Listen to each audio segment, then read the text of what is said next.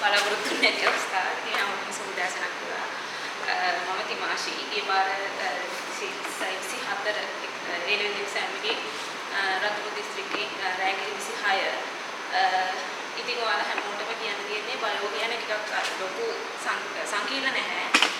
එහෙම විෂයක් නෙවෙයි සාමාන්‍ය ටිකක් පාඩම් කරන්න තියෙන විෂයක්. ටිකක් ඔයාලා වැඩිපුර essay වලට ගොඩක් ફોකස් එක දෙන්න බලන්න. මොකද essay ටිකක් වැඩිපුර ફોකස් එක දීලා ඔයාලා කරගත්ත කියන්නේ ඔයාලට MCQ ස්ට්‍රක්චර් essay දෙකම කොට දාගන්න පුළුවන්. සාමාන්‍යයෙන් මම සෙකන්ඩ් ෂයි සෙකන්ඩ් ෂයි එකේදී නම් මම ගොඩක්ම කරේ essay. ඒ කියන්නේ එකම essay එක මම 10 පාරකට වැඩි සාමාන්‍යයෙන් ලියලා ඇති. ඒ කියන්නේ අවස්ථාවක් හම් වෙන හැම වෙලාවකම වගේ ඒ කියන්නේ පාස් පේපර්ස් වල සාමාන්‍යයෙන් ක්ලාස් පේපර්ස් වල ඔක්කොගෙම වගේ ඒ කියන්නේ Taman දන්න එකේ උඩරිම මේක දෙන්න බලන්න. උඩරිම ලියන්න බලන්න. ඒකට හොඳට essay වලට පුරුදු වෙන්න. ඊට පස්සේ essay ටික ගොඩ දාගත්තට පස්සේ ඔයාලට MCQ කරගන්න එක එච්චර ලොකු ගේමක් නැහැ.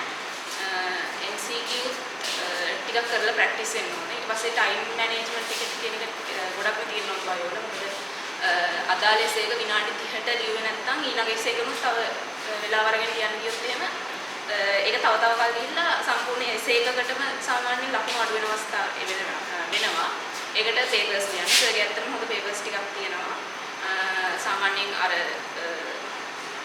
exam එක ලඟ වෙද්දී අර ස්කූල් papers එහෙම ආනන්ද නාලන්ද ඒවයි papers එහෙම දීලා සාමාන්‍යයෙන් අපි ඒකට අපිට බලාගන්න පුළුවන් සාමාන්‍යයෙන් ඒ වගේ high quality paper එකක අපි කොතනද ඉන්නේ කියන එක.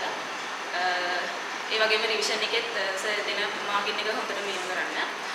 සාමාන්‍යයෙන් මම ඒ කාලේ අර පේපර් එක දුන්නාට පස්සේ එදාම හවස ගිහලා සාමාන්‍යයෙන් MCQ එකේ ඒ පේපර් එකම විවරණය කරා. එහෙම ඊට පස්සේ ඊළඟ දවසේ එද්දී එතකොට මට සාමාන්‍යයෙන් ඒ පේපරේ තියෙන ටික පුළුවන් එහෙම. ඒ වගේ MCQ විවරණය කරන්න ඒ ටික කරන්න. ඉතින් ඔයාලා හැමෝටම විශ් කරනවා හොඳ රිසල්ට් එකකට